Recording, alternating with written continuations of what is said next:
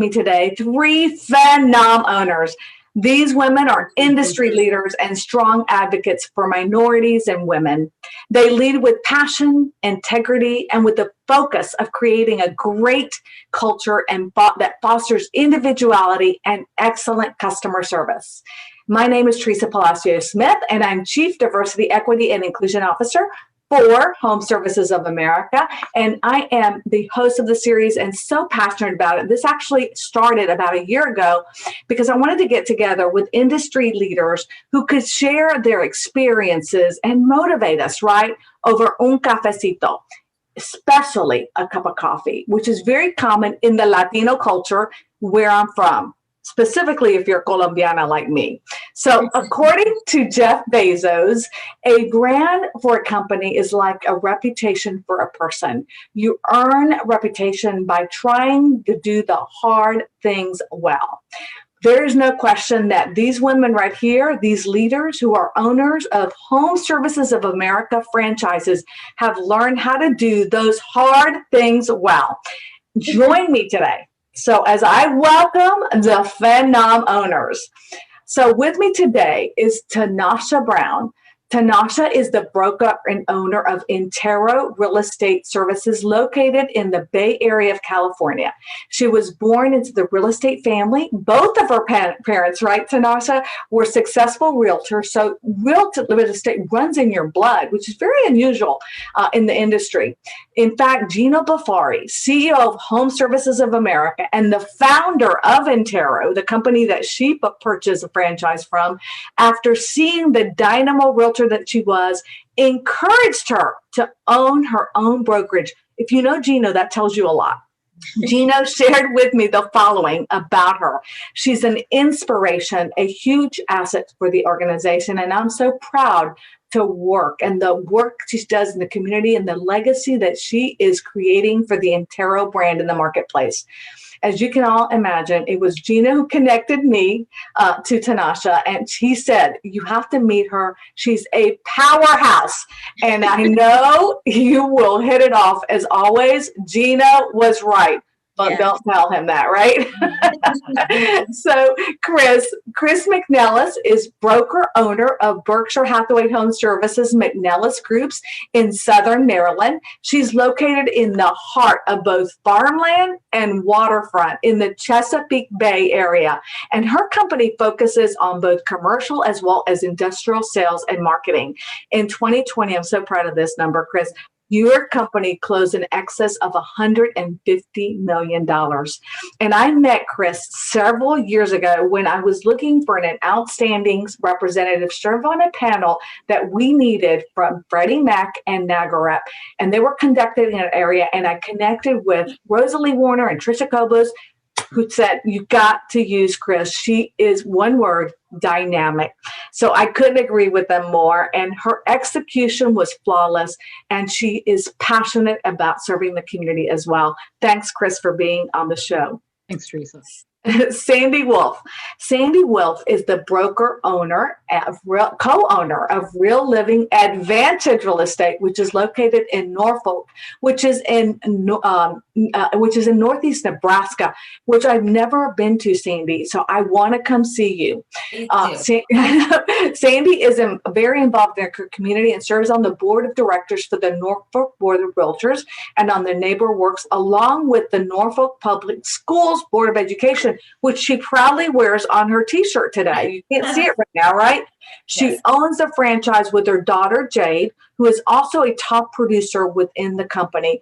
And I was introduced to Sandy by Shelly Thies, who is, works directly. She's our BC, amazing BC. And when I mentioned the Phenom owners and the show, she said, you gotta reach Sandy. She is awesome. And she is dynamic. She's doing a great job in her market. I think you're number one in share and just phenomenal. So I'm excited to have you on the show as well. So these are our women leaders, and let's get started, right? Yeah. The first question I always ask, because I'm really curious, because almost everyone I talk to, and Tanasha, you're going to be a little bit different. We always ask, how'd you get started in the business? And so I'm going to start with you, Chris, because the real estate industry is a little different. And then we'll move to Sandy, and we'll end up with Chris, with Tinasha. Yep. Good afternoon. Thanks, Teresa. Ladies, nice to see you. Ray Gooch, thanks for the technological support for this live session. I got started in the real estate industry really as a kind of an easy segue from what I was doing. So I was in Washington, D.C. out of college. I worked for a designer of historic property restoration, really, in the Washington, D.C. area. And my sister, Judy, who works with us here now, was actually already in the real estate business in this area. And she's like, why don't you lose the tool belt and come down to this area that I did love because of the waterfront. And why don't you start, considering a career this way? And so, learning about housing from the inside out, having rebuilt them and been part of such an incredible experience with this designer on Capitol Hill and all kinds of cool period renovation, restoration, kind of gave me literally an inside to what I was about to do. So, it just became in 1992 something that I did full time. And just like everybody else, kind of ate a lot of rice and beans for a while, but slowly was driven to different leadership positions and management positions that they got me where I am. Oh my God, I love it. And so how about you, Sandy, because you were in real estate, came back, and a little bit of your background. I do want to start out by saying shout out to Nebraska Public Schools. It's Nebraska's Public School Day. I don't always wear this t-shirt. It just happened to fall on the right day. And yes, I've been on the public school board now, just was elected for my third 4-year term, and I'm president for my 3rd year. So we're so lucky to have public schools that are so strong in Norfolk and Nebraska. So it was 1979 and I was a baby. Not quite. And I just got married, and my father-in-law, my mother-in-law, and my brother-in-law and myself, we all decided we were going to open a real estate company in Norfolk. So we started taking classes. This was September. In October, my father-in-law was diagnosed with cancer and he died in December. Oh. So everything changed really quickly. I did become a realtor, but my heart just wasn't in it. And it was just not a great fit at that moment.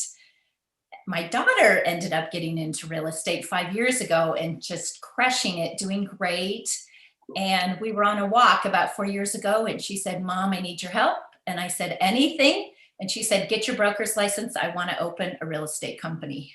So that's what happened. I went in Nebraska at that time. You didn't have to have a lot of years of experience because my 2 years previous weren't really going to help. You had to take a lot of extra classes. And you had to have some support, which I had. And we went and found Real Living, which gave us a lot of support. And now here we are 4 years later, and we've got market share for the past 3 years. Wow.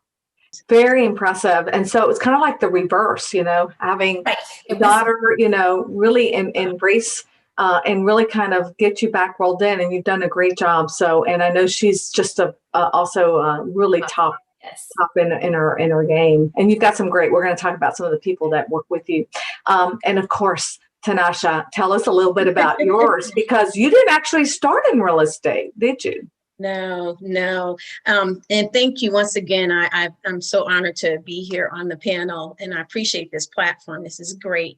Both my parents were real estate agents in Almaden Valley in San Jose area, and I was the transaction coordinator. I was working in banking, and I was working in Cisco systems. It wasn't something that I really was interested in. And when my husband and I went to purchase our first home, I found the property because I was TCing for my parents. And I went out, found the property, called my mom, said, "Hey, we found a house. We need you to write the offer." And she says, "Wait, I have to show you the inside." And I said, "Oh, we already saw inside." And she's like, "How did you get in the house? You don't have a key. You're not a realtor." I said, "There was a window open and we put my son through and let him climb in." Now, as a real estate professional, you do not do things like that. But at that time, I did not have a license. And so when they closed escrow, I asked her how much was she going to pay me. And she said, "I can't pay you anything. You're not licensed." So that became my inspiration to get my license. And so I didn't really want to do real estate because I observed my parents driving people around, them not picking a house, my mom having cats and dogs at her house, her parking in the driveway because she was storing her clients' boxes, just things like that. I just didn't feel inspired at that time. And then once I got my license, I've been doing it 19 years and I absolutely love it. It's my passion.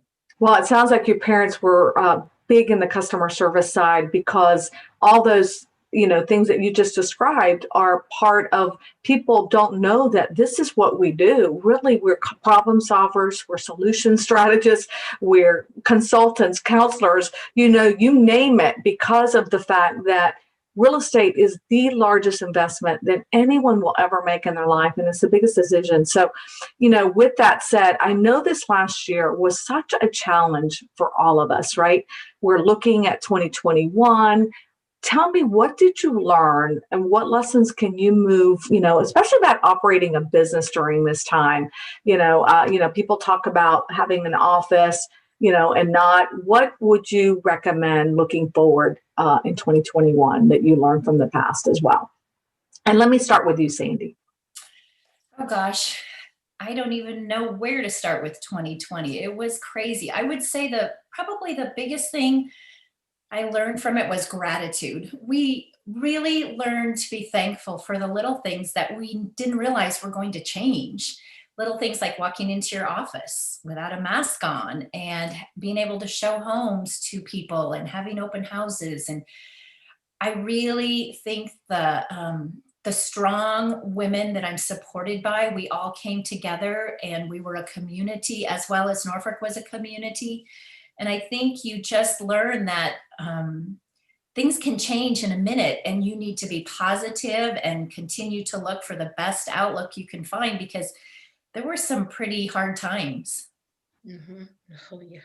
And in real estate, we, went through, if you look at the curve of what we were so insecure, so uncertain, didn't know. But I think the fact, to me, that home became the most important place for all of us, right?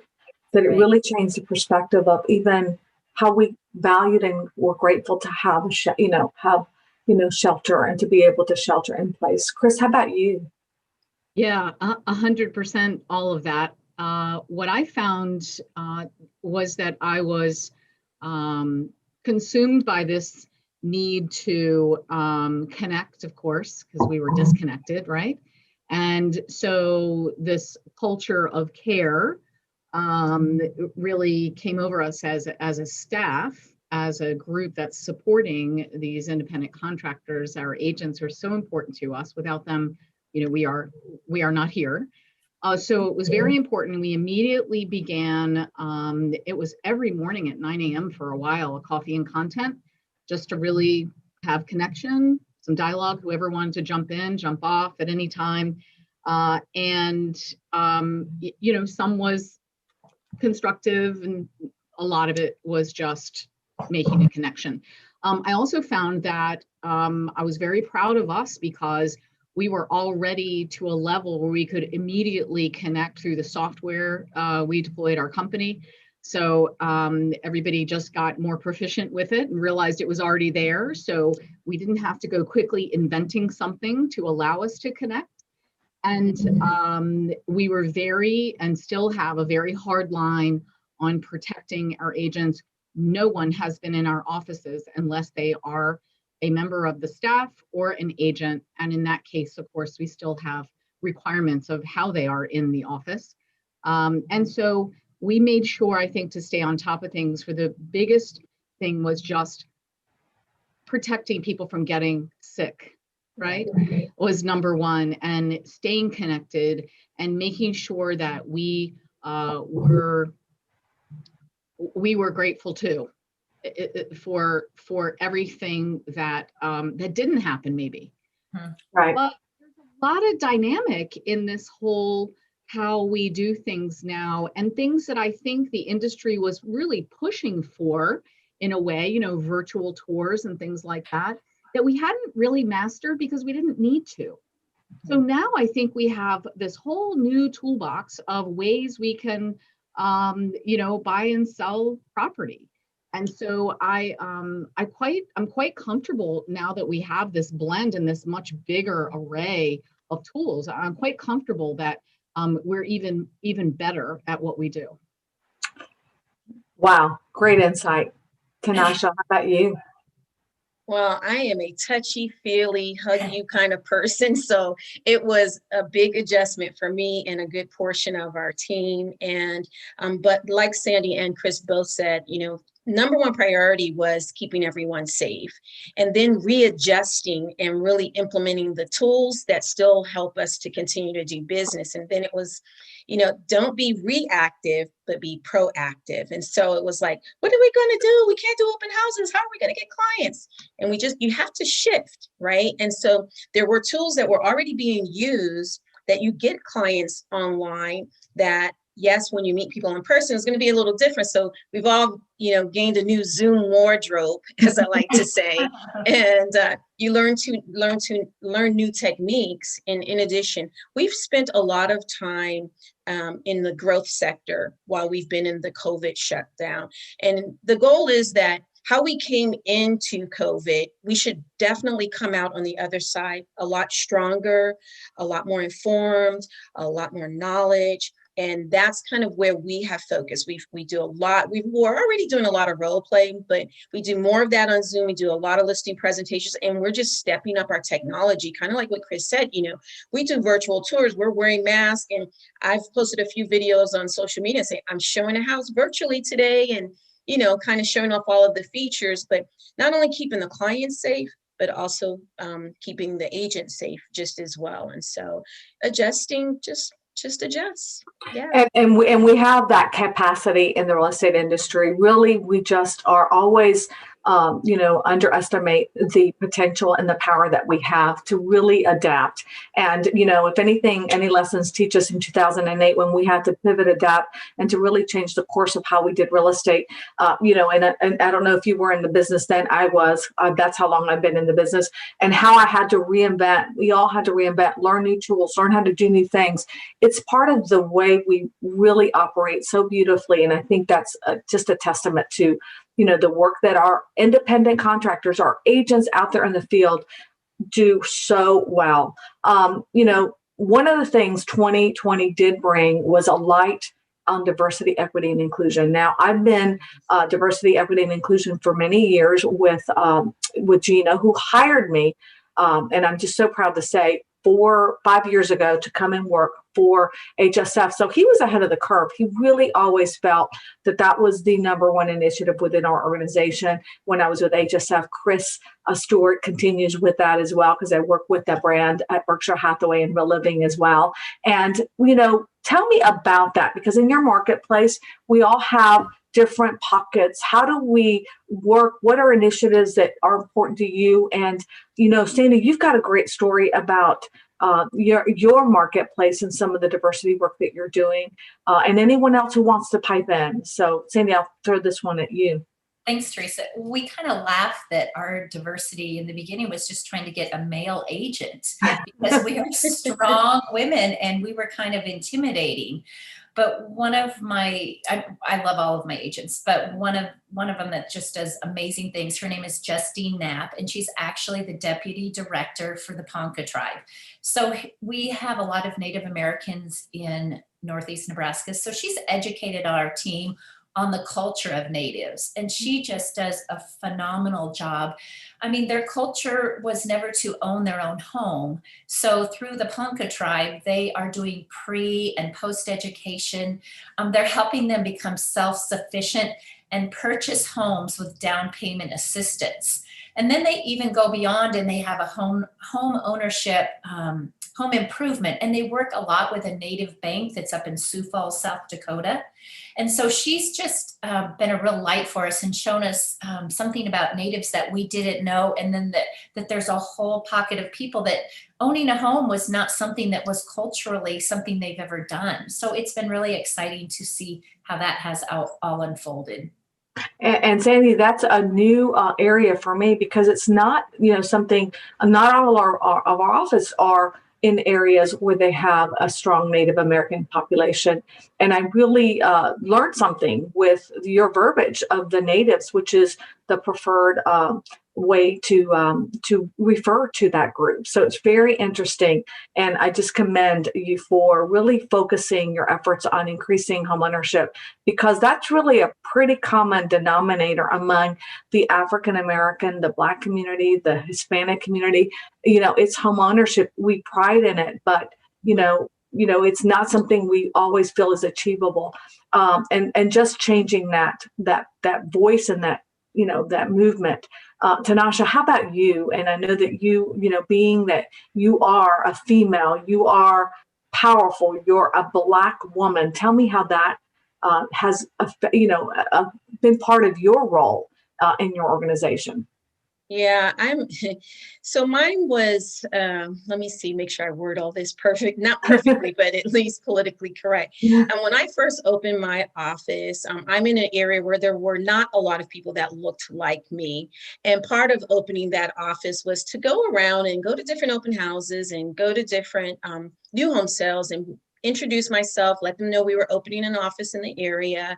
And it was one day that I was, a young lady said to me, well, you're opening an office where? And I explained where we were opening, really excited, smiling like I am right now. And she said, well, what kind of clients do you expect to have?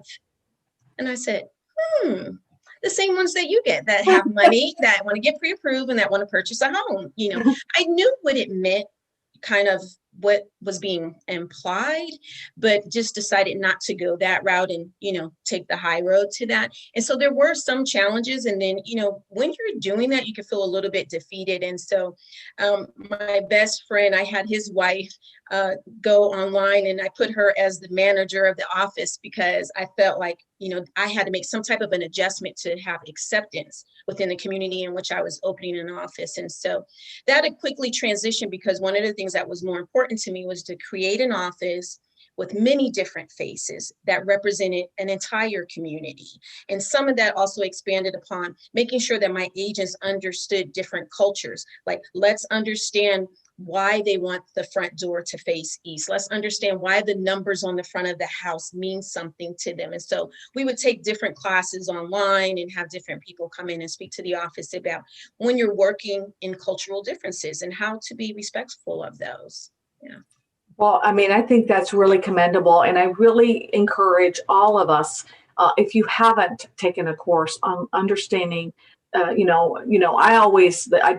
a course that's entitled, Do You Speak My Community? Because it addresses every community, the LGBTQ plus community. It addresses, how do you work with different communities so that you really understand the cultures and also understand the best way and why it's important to, from a symbolism, from a, feng shui aspect. Right. From being, Hispanic, and it's funny, the huggy, touchy feely that's very common, and I'm stereotyping, but it's very common in our communities, right? So, Chris, how about you? Anything that you want to add to our conversation as well in that space?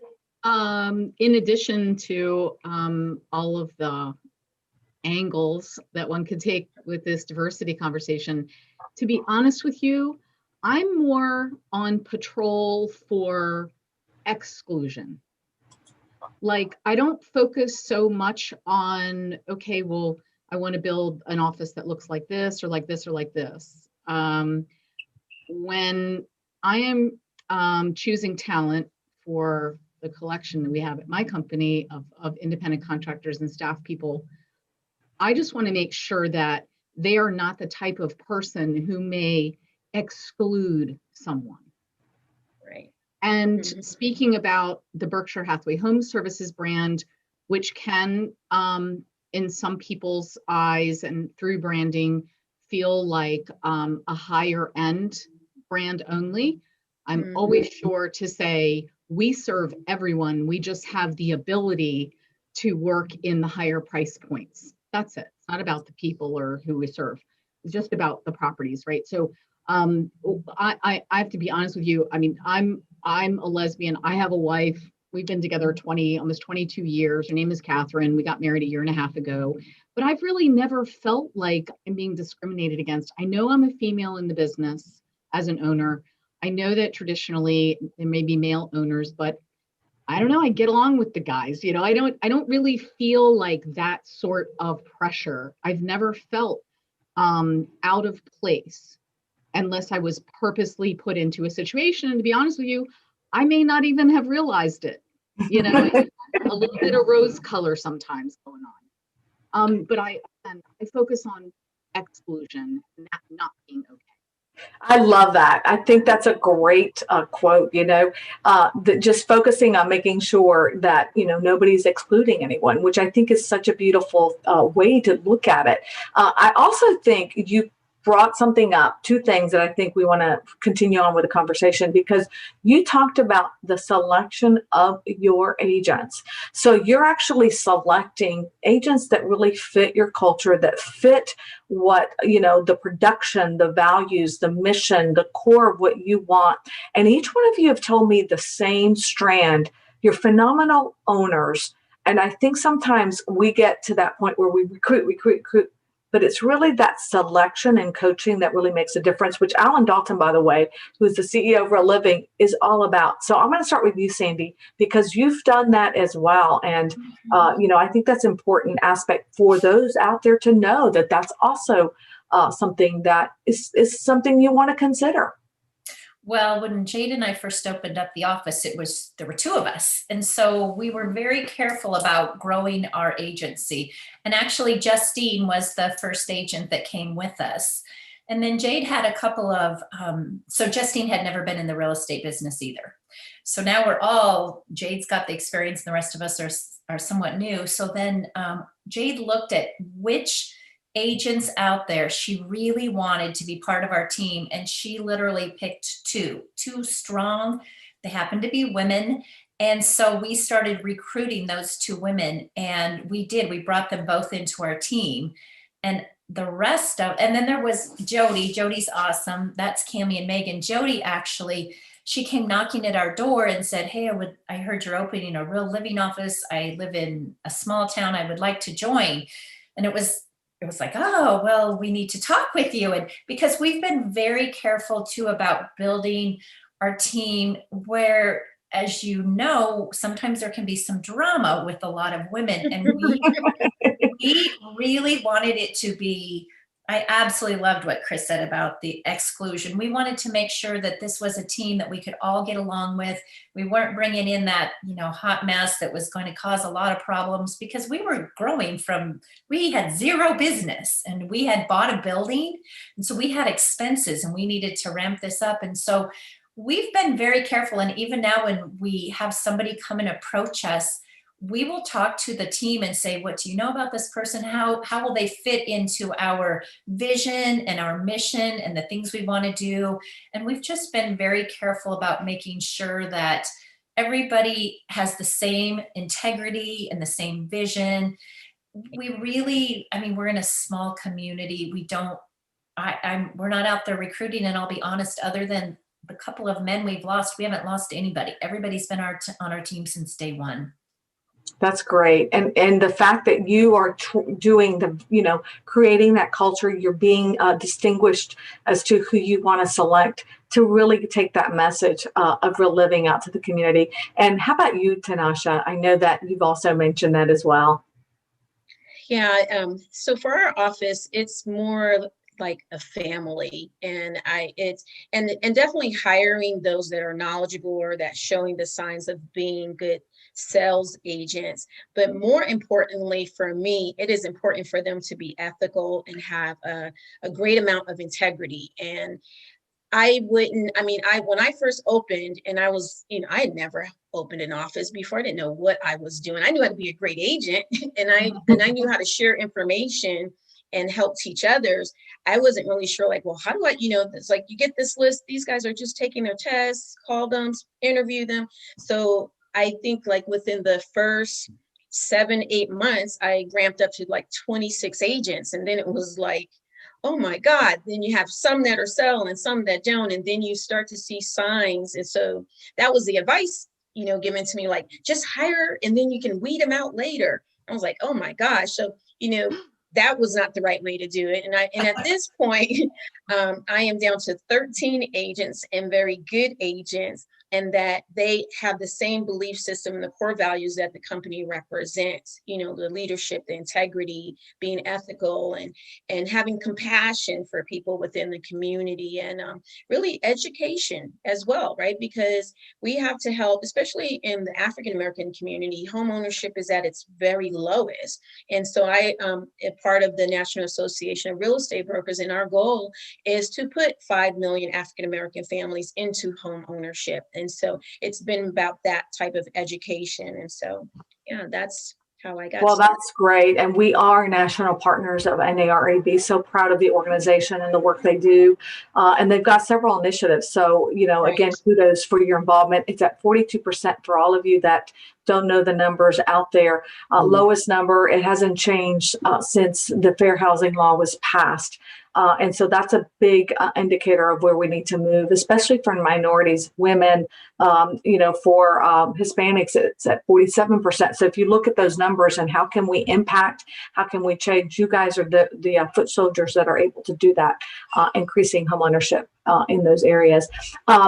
Best decision, something that's happened to you, best decision that you've had, that you've made, or your worst, because we learn from things that we've done in the past. And so, Tanasha, let me start with you. Oh, how much time do I have? Owning your own brokerage, you've learned so many things. And so I never took, I would say, my failures as a true failure, because I always say fail is just your first attempt in learning, right? Mm-hmm. And so I think for me, when I first opened, I'm a slight perfectionist. And so trusting others to take over certain sectors of the business and not doing that effectively can be more costly when you think you're saving. And so I would say the worst thing I ever did was thinking that I could do it all by myself. And so they say, if you want to go fast, go alone. But if you want to go far, go together, right? And so I am not good at accounting, but I thought I could teach myself to be good at accounting. And the best thing that I've ever done was hire a CPA to just take over everything, leave me out of it, and let me stick to doing what I do best, and that's sales and hiring and motivating my team. Fantastic. Yeah. Chris, how about you? I'll stick with the best decision just because I'm a glass half full type person. I learned so much from both an independent and a franchise brokerage I was with for the first half of my career through 2005. And I mean, a lot. I learned a lot, and I learned everything I needed to be able to open my own company. And so the best decision I made was to leave the management nest or the salary nest again after I had, I sold first, then I went into management for 6 years for a very large and very successful company with beautiful people. But it was time because I needed a creative license back. I needed to be on the street with people and, advise. So anyway, when I did that, the timing gave me exactly 1 year to get myself going, and myself and a part-time assistant was all it was, but I was determined to get back to my clientele and friends, and how I had really grown my life here was when I was a practicing realtor for the first 6 years. And so I missed that in management. So I got back, and then within 1 year the recession hit. So as you can imagine, I've just reinvested in doing this thing, right? And so then I really started to pour it on. I started to think about knowing agent culture and knowing at least who I was working around in my area, and just watching and learning over the years, I kind of figured that people would stop spending and they would lessen their footprint, reduce their footprint because they weren't. So I decided to give everything I had to making my one self look as big as possible in the market. Funky colors on signs, larger signs than anybody else's, signs on anything I could possibly get a sign on. along with a marketing plan and what, I was using for that, which was really just the beginning of larger search engines for real estate at that time.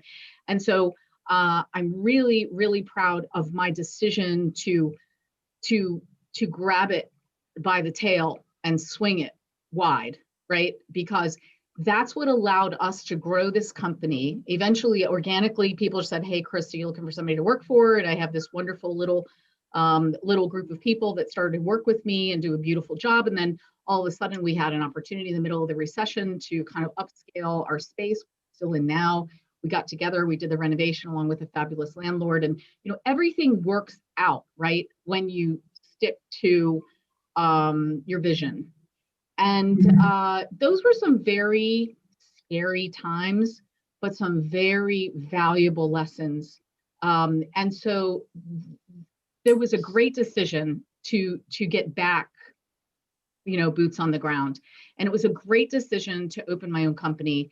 And then it was another great decision when I was trying so desperately to afford things like a mobile app and, different things for my agents.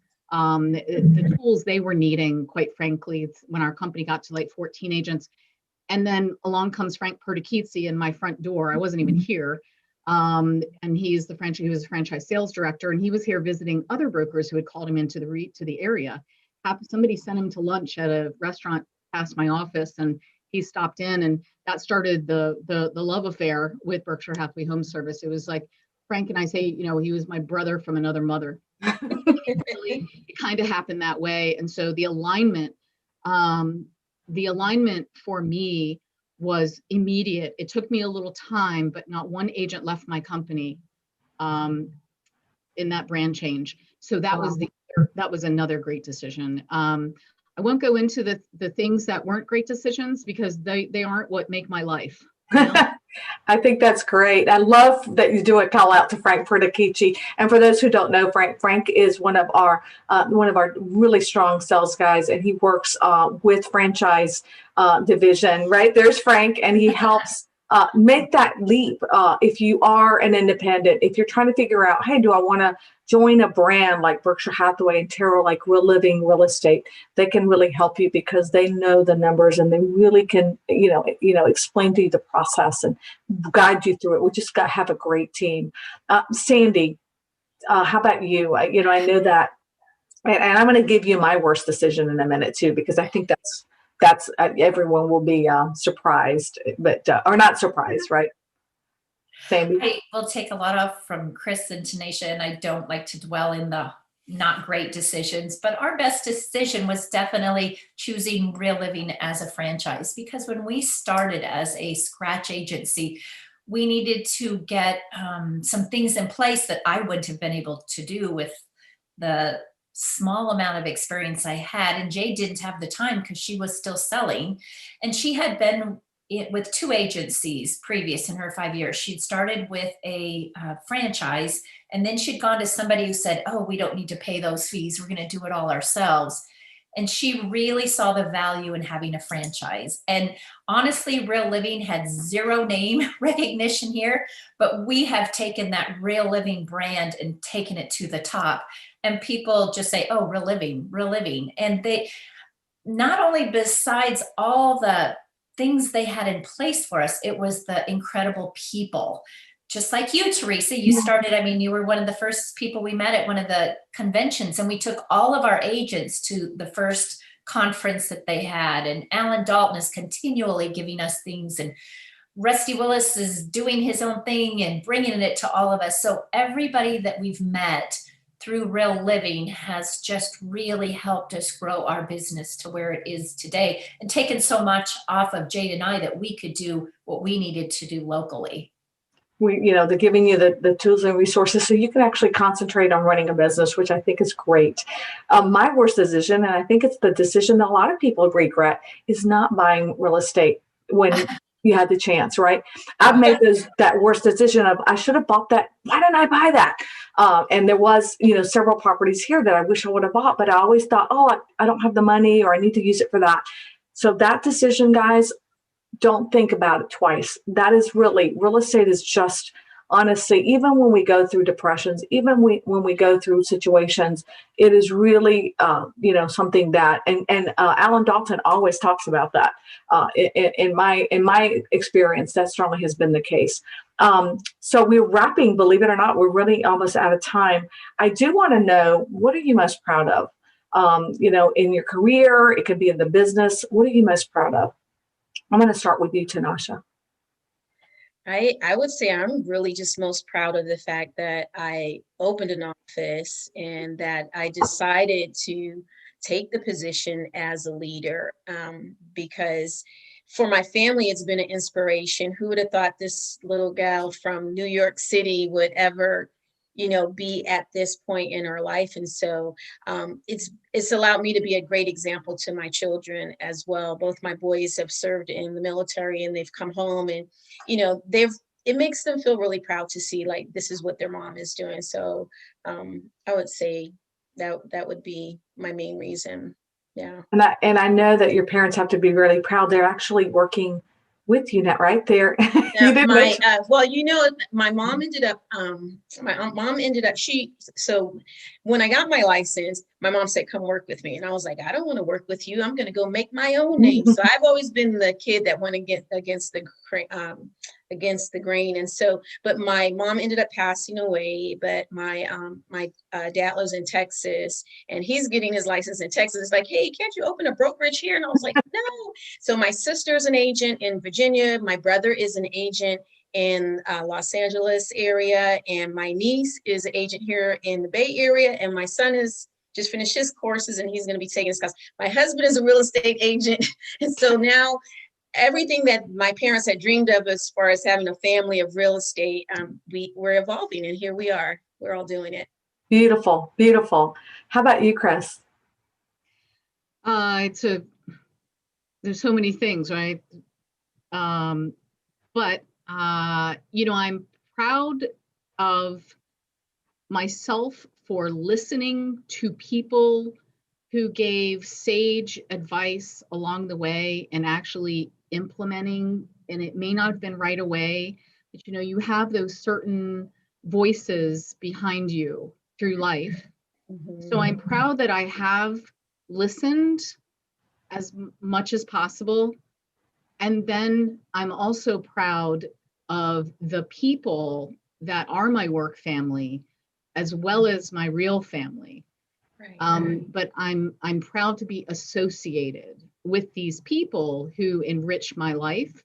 And I am, constantly ready for the next day in this journey. Thank you. Thanks, Chris. Sandy?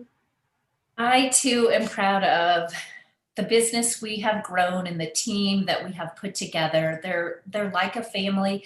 We were named the 2020 Emerging Business, and we had a celebration, and I got to talk about each one of those people. And I just realized I didn't know many of them. I didn't know, Jade, my daughter, I didn't know these people, and they've just enriched my life. And it's fun to come to work every day. And it doesn't seem like work, and to encourage our team and to watch them grow and see them accomplish their goals, and just to be this family that's successful here in Norfolk. Well, and I think that, it's always that, if you don't ever work a day of life if you love what you do. And it certainly sounds like all of you are loving what you're doing. As we finish, because this is always something that's important to me, something that you would like to leave the audience with. It can be a quote, it can be a movie that it spoke to you that you want to recommend, a book that you want to share with the audience. And this is something you just tell me if you want to, throw something in. And Sandy, I'll start with you. Okay. First, I want to say thank you. This has been an honor. I have loved listening to you. All of you, it's been wonderful. Talk about doing something scary each day. This was very scary to me. But I like Gloria Steinem.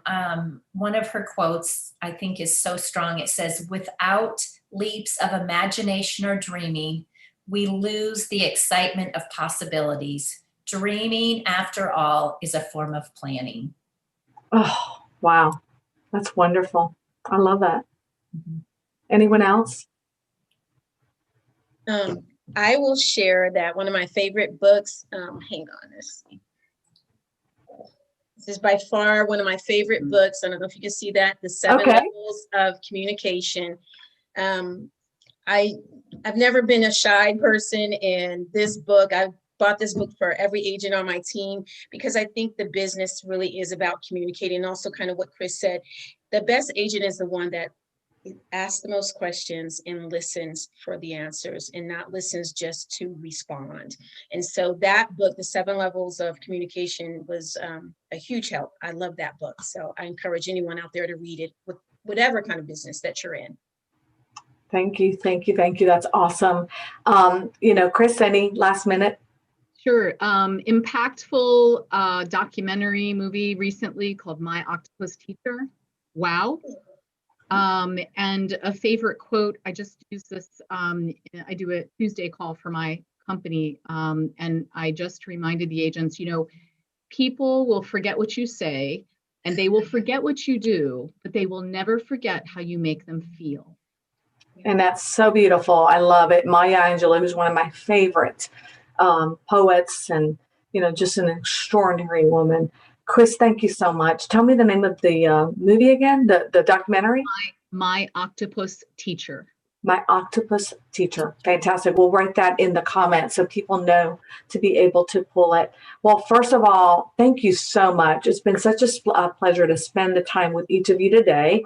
And also special thanks to our audience for tuning in, because we know it's a special day, right? We're recognizing that today we have the inauguration ceremony, and it's already been for now President Biden, Joe Biden, and Vice President Kamala Harris. So thank you so much for all of you. It's a very special day. If you're not able to watch, that's okay. You can watch episodes like Ray alluded at the very beginning by going in and watching our Facebook page right here. As I leave you, I'm going to share one of my favorite quotes, which is so fitting for our panelists today. And it's from Jeannie Rometty, the CEO of IBM. One of the most important things for any leader is never to let anyone define who they are. You define who you are. I never think of myself as being a woman CEO of this company. I think of myself as a steward of a great institution. And I see all of you and yourselves are stewards in the great institution of real estate and the pursuit of the mission of homeownership. So I really want to thank all of you. Please make sure every one of you to comment, like our page, join our YouTube channel, and join me when we come back on February 3rd. Remember, 2 weeks from today during Women Crush Wednesdays, right here on this channel, when we zoom in on what we're going to call the consultants. And that week, we're going to have the leaders in the consulting industry, our BCs for Berkshire Hathaway Home Services. On our team will be Trisha Kobos, Kathleen Hunt, Jane Lipman, Lynn Nestor, Joanne Sloan, and Amanda Warnick. Think about that. That is 6 strong women solutionists, strategists, consultants that serve our industry. So I can't wait for that show. Thank you for watching. And please remember to always bring other women up the ladder as you climb to the top. Thanks again, and see you all in 2 weeks. Bye-bye, everybody. Have a Thank you. great night. Thanks again. Thanks, Rita. Bye-bye.